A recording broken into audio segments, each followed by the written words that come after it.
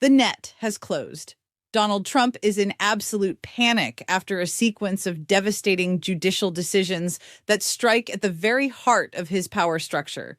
From billion-dollar financial scandals linked to the Epstein case to contempt of court arrest orders against his officials, the government faces an unprecedented legal collapse. This is not just another news day, it is the crumbling of a strategy of impunity. Understand why the coming days may change the destiny of the White House. Watch until the end to comprehend the magnitude of this political earthquake. But before that, I want to ask all of you, leave your like and subscribe to the channel so that I can bring more videos to you. The concept of karma in politics rarely manifests with such mathematical precision as we are seeing now in the unfolding of the Jeffrey Epstein case. For years, Donald Trump and the MAGA movement used the specter of Epstein as a rhetorical club to whip their opponents, demanding the immediate opening of files and the exposure of names linked to figures like Hillary Clinton. However, the wheel of fortune has turned.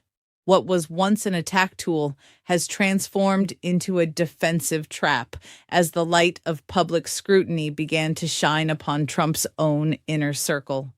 The panic emanating from the West Wing is no accident. It is the direct result of systematic attempts to limit public exposure when investigations began to reach heavy-hitting donors and strategic allies, such as Howard Lutnick.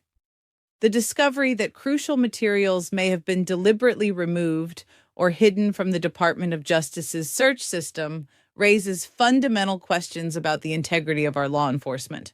We are talking about a DEA investigation, until now kept under secrecy, which points to a transactional scheme of money laundering and drug trafficking that may oscillate between $1.5 and $2 billion. The magnitude of these numbers suggests that Epstein's estate was not just a record of sexual crimes, but the center of a global financial machine of extremely high danger. There are 15 identified targets, but the fact that 14 names are being kept under 7 keys, top secret, by the Trump government is an insult to the transparency that they themselves preached. The public pressure for testimonies involving not only aides, but the former First Lady Melania Trump herself indicates that American society will no longer accept selective secrecy.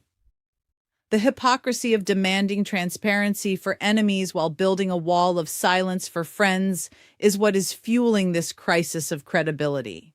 Furthermore, the existence of 50 terabytes of digital data that have not yet been fully processed or delivered to the competent authorities suggests that Epstein's true black book is much vaster than any of us dared to imagine. The Trump government seems to be operating in damage control mode, desperately trying to control the flow of information to avoid the financial connection between certain MAGA figures and the Epstein empire from coming to light. The question that hangs in the air is, what is in those servers that justifies such a massive effort of obstruction? When the Department of Justice becomes a tool of protection instead of an institution of investigation, the foundation of the republic is shaken. Trump's panic is the panic of someone who knows that the time of secrets is ending and that the karma he invoked against others is knocking at his own door, with documentary evidence and financial records that cannot be erased with a simple social media post. The constitutional crisis we are experiencing has no modern precedents.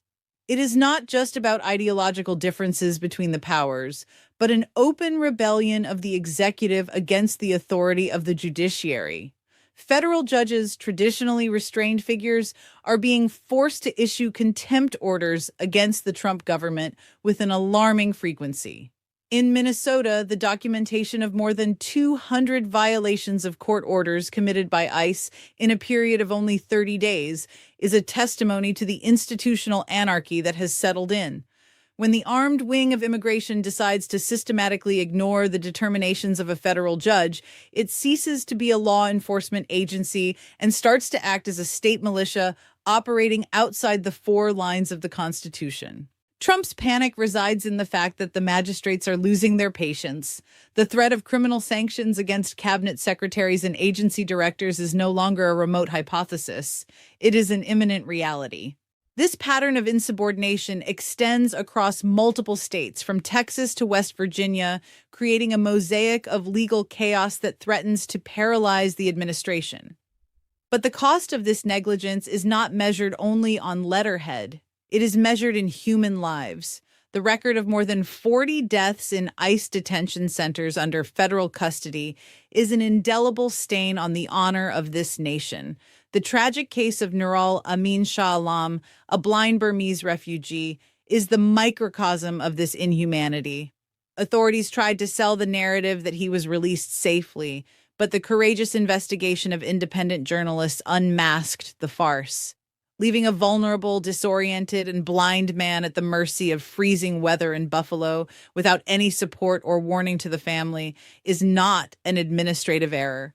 It is a death sentence by negligence. The subsequent cover-up, where images contradict the official version, points to a culture of impunity that starts at the top of the chain of command. Meanwhile, the White House tries to distract public opinion with digital disinformation tactics that border on moral absurdity. The use of artificial intelligence to create fake videos, such as the episode involving player Brady Tukachuk, shows a government that has lost its sense of reality. By placing offensive words in the mouth of a private citizen through synthetic technology, the administration not only attacks the reputation of an individual, but poisons the very concept of public truth. When the government becomes the main producer of deepfakes for political propaganda purposes, it abdicates its function as the guarantor of order. The accumulation of devastating judicial decisions is the response of the immune system of democracy to these authoritarian infections. Federal judges are, at this exact moment, acting as the last line of defense against an executive that believes it is above the law, common sense, and basic human decency. The panic is real because, for the first time, the legal consequences are being applied quickly and severely. On the global geopolitical board, the Trump government seems to be playing with an incomplete and marked deck. Global instability has reached critical levels, and confidence in the military leadership of the president is in tatters. Data from the AP NORC survey shows that the vast majority of independents and Democrats, and even a significant portion of the general population, do not trust the strategic decisions of the White House. This skepticism is not unfounded. Internal reports indicate that the United States faces a catastrophic logistical readiness crisis, with ammunition stocks sufficient for only 10 days of combat in a large-scale conflict.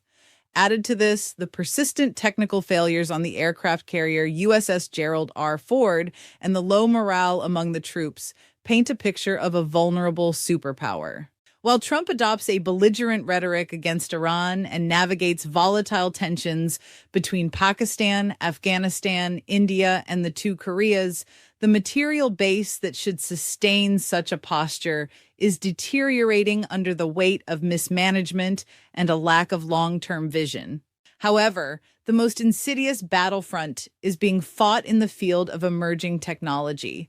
The direct clash between the Department of Defense and companies like Anthropic reveals the darkest face of this government's ambitions.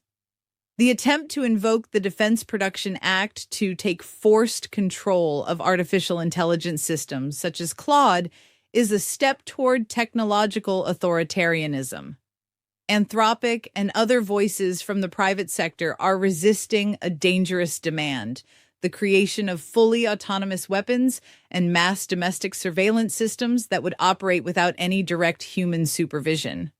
The Trump government wants the power to delegate life or death decisions to algorithms, removing moral and legal responsibility from the process. This is not just an ethical debate about the future of war. It is a struggle for control of the cognitive infrastructure of society. If the government succeeds in nationalizing this technology for purposes of repression and autonomous combat, the concept of civil rights will become obsolete. The resistance of tech companies and the successive defeats in the courts regarding the use of AI in public administration show that Trump is losing control over the tools he intended to use to consolidate his power. Trump's panic is fueled by the perception that he cannot simply fire reality or the laws of physics and ethics. The precarious coordination with strategic allies, including Israel, at a moment of maximum tension, suggests an administration that operates in an isolated and reactive manner. The world is watching a leader who, while trying to project strength through technological and military threats, is being humiliated daily by lower court judges who hold the Constitution as their shield. The collapse of the moral and operational authority of the Trump government is the central theme of this era, and the devastating decisions that are now accumulating are just the prelude to a much larger reckoning that is to come. American democracy is under attack, but as the courts show, it still possesses the means to fight back. We are facing a decisive moment for American history. The erosion of Donald Trump's legal authority and the revelations about the Epstein network show that no one, not even the most powerful man in the world, is above the law. But this struggle for truth depends on informed citizens like you. If this analysis brought clarity to the dark events surrounding Washington, leave your like now and subscribe to the channel to strengthen our independent voice. I want to know your opinion. Do you believe that the judicial system will be able to contain these violations, or is the damage already irreversible? Comment below and let's deepen this essential debate.